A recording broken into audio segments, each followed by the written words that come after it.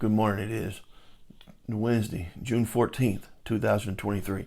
And on the table this morning, we're looking at a game called Stomp. And it's a game by Tadashi Ehara. It is on the table, and we're looking at it. It was because about a week ago, maybe more, maybe less, around a week ago, Dave from the Centurion's Review was sharing with us the online digital library, digital museum of microgames, and Stomp was on there. And I didn't think I had done nothing on Stomp, and sure hadn't. And turns out not a lot of other people had on YouTube either. There's a couple, but not a ton. And so I wanted to look at it. If we look at it close, this was from 1978, and it's put out by Chaosium. And Chaosium, we know them today primarily for Call of Cthulhu, role-playing game, and RuneQuest. Maybe that was Chaos. Maybe that's Chaosium as well.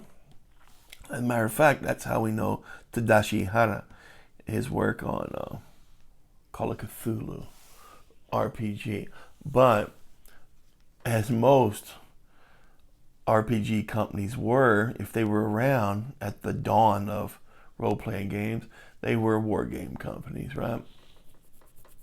And it's where you get something like TSR, that's Tactical Studies Rules from their wargaming past, and because that's all really RPGs are an extension of war games, and that's where they were born out of war games. So, but this one here is an early war game by Chaosium, and it is asymmetrical in the sense you're playing one side's playing a big, not too smart, lumbering but strong foe, versus on the other side, in this case it's elves, and you're playing 18 different smart, small, weak, but cagey elves. Several games did that. Several micro games did that. Ogre being an example of that, and where your conventional force is playing this huge tank with every kind of advantage, and then a bunch of smaller, weaker conventional forces against it. And the same with the creatures that ate Sheboygan. You've got a lumbering monster, whether it's the Godzilla type monster or a spotter or whatever, a giant King Kong type monster. You've got that one huge lumbering monster versus, in that case, it's National Guard and police, right? And this was no different, and this is a pretty good one. This is a good one. This is a good micro game, in my opinion. And we're going to look and see. And there's not a lot to it. You've got an older bag, obviously, from 1978. And I've rebagged these counters just because that's how I am. The counters aren't much to speak of. They're functional. They are functional. But we got some feet counters here. We got different feet. It's only one monster, but left, right. Let's get that going. It's only one giant, but I don't mind the artwork of the counters. Kind of neat looking. But there's about 8 of these in various stages of being pinned to the ground, if you will, because you've got to pin them. The elves are trying to pin them to the ground, and then pull over, lasso the feet, pin them to the ground, and pull over this lumbering giant. And the giant is just trying to take out the elves, right? He's trying to take out as many elves as he can. And there's 18 elves on the side, but I think the giant has to take out 14 or 15 of them before those are his winning conditions. And here's an example. It's not wanting to of an elf counter, right? So the leave one of those out because we're gonna look at the map. We'll see how it fits in the hexes on the map. It's a hex game. Let's see. It is one of my banes of my existence. bags that they just fit a game. Be expected from back in 1978, which you can see that's not a very clear bag, cause it's been around since then, right? And that's my one big problem with it, is they could have used and printed on both sides, but it is what it is. It's been printed, and it is the map here. Very, very neat looking map for a map. And we take a counter, and the counter does fit in, just does fit there, as it should, and functional. Maybe not the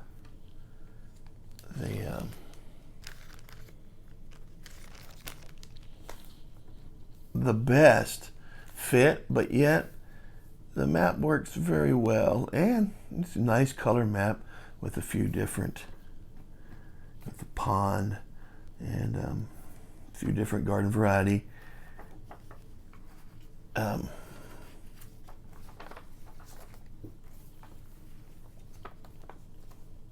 Colored hexes with different terrain, garden variety terrain. And the rules, 2 pages. There isn't a ton here to the rules. It's not that hard of a game, although small print, so it's going to be, but this can be read and figured out just in a very few minutes, right? And we're going to look at the order of play, and it is Giant moves and stomps, Giant swings club, Elves move and throw rope, Elves spear and lasso, not allowed in turns 1 and 2. And the victory conditions is the elimination of the Giant, the elimination of 15 or more Elves, and the Elves, after completely shaking down the thunder stumpers sandals with spears, the Elves must lasso and pull over the immobile Giant. See below Elf Tack for details. Very cool, right? And that's the game. Not a ton to it. Very easy game. Any war gamer will be able to swing that. But it's fun. Fun, and it plays fast. You can play several games at a time if you know. That's what a lot of people like to do with something like Ogre, right? We played several games of it. We play, then we switch over and play the other one. That's like this. One person play the Giant, one person play the Elves. Then you switch back. Somebody play the other player play the Giant, the other player play the Elves. See how good you do. That's one of how these games are done. And I just love these old micro games. Just love all of them. And along with magazine games too. And yeah, there's varying stages of quality, but the great thing about these games, whether it was the micro game or the magazine game, and still is, by the way, is that these were the places where people, designers especially, would play with things to find new mechanics. And this is the mechanic, the resolution. It's no different with this. And the resolution, combat resolution of this is very different because it's diceless. No dice at all. And how do we do that? Well, you use a rock, paper, scissors mechanic, right? And it's, I say rock, paper, scissors, but it's odds and evens. So that's how you're going to. If you, see if I can read this. It's morning time, my eyes aren't settled in, probably need some drops to help them out. But diceless resolution system, here we go. Opponents face one another. Each player holds out his left palm, and it's going to be this, right? You're going to, 1 to 3. You're going to 1, 2, same time, bam, 3. If it's tied, if the other player throws a 3 or a 2, it goes one way. What is it now? If it's a tie, I think the matched fingers indicate that the elf succeeds. If they're matched, both y'all throw a 3, or both y'all throw a 2, or both y'all throw a 1, matched, the elves succeed. And if they are tied, both, or if they're not matched, I throw a 1, you throw a 3, I throw a 2, you throw a 3 or a 1, then the giant succeeds. That's as simple as it is and as easy as it gets. And again, another way where you take that rock, paper, scissors mechanic, a different mechanic that people wasn't thinking of using for combat resolution and resolving it. Very cool, very neat. That's where we get out of these micro games and magazine games, right? It's something very small that you can just produce and put out there and see how people like, or see how it works. And yeah, that's all it is. That's why I love these micro games so much, and why I love these magazine games at that. But that's it. That's all it is, and it is Stomp. It can be had for decent price. You can find this for $10 to $15, I'd say. It's nothing that's gonna break the bank when you do find it. So maybe you want it, maybe you want it to play it, maybe you just wanted to keep it and put it in your archives, as I have it in my archives here. All right, y'all. Have a great day. I'll talk to you soon. Trivia question. Do y'all know what the first micro game was? If you do, put it down in the comments. Put it down in the comments.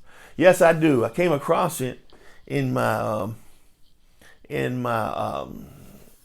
research for my new book I'm writing. So on the history of wargaming. So maybe we'll talk about that sometime. All right. Talk to you soon. Y'all have a great day, and I'll talk to you. Be careful out there. Bye-bye.